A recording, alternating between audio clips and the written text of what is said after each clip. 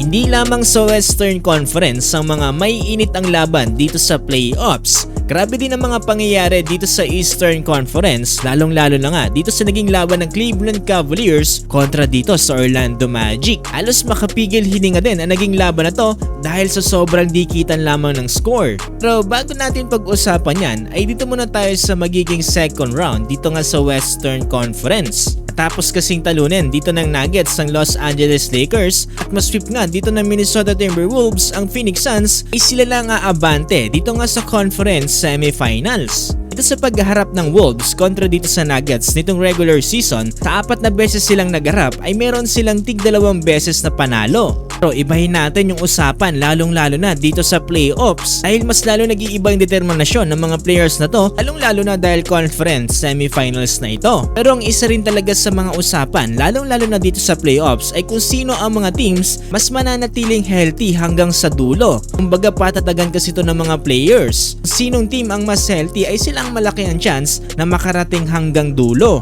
Kaya naman siguro safe to say na nagsisimula na ang mga batang henerasyon dito nga sa NBA. Itong si Anthony Edwards, batang-bata, 22 years old lang. Itong si Nikola Jamal ay 29 at 27 years old.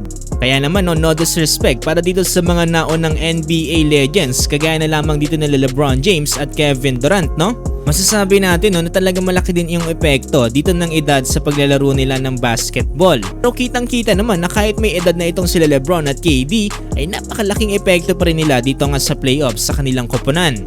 Kaya naman dito sa paghaharap ng Nuggets kontra dito sa Timberwolves ay makikita na natin ang mas matinding laban dito. Considering na ang mga pangunahing players sila ay halos mga bata lang din, naman sa tingin ko ay mabibigyan tayo nito ng magandang laban. So balik tayo sa usapan natin dito sa naging laban ng Cleveland Cavaliers kontra dito sa Orlando Magic. Dito nga pala sa naging laban na to, no, halos dikitan lang din ang naging score dito sa magkabilang panig. Grabe din ang pinakita dito ni Paolo Banchero na kung saan nakapagtala ng 39 points, 8 rebounds with 4 assists. Halos wala rin ako masabi dito sa mga katambalan niya na sila Franz Wagner at Jalen Suggs. Halos sila kasing tatlong bumubukat dito para sa Orlando Magic. Gayun din para dito sa Cleveland Cavaliers na kung saan pinangungunahan dito ni Donovan Mitchell na kung saan nakapagtala ng 28 points, 6 rebounds and 2 assists.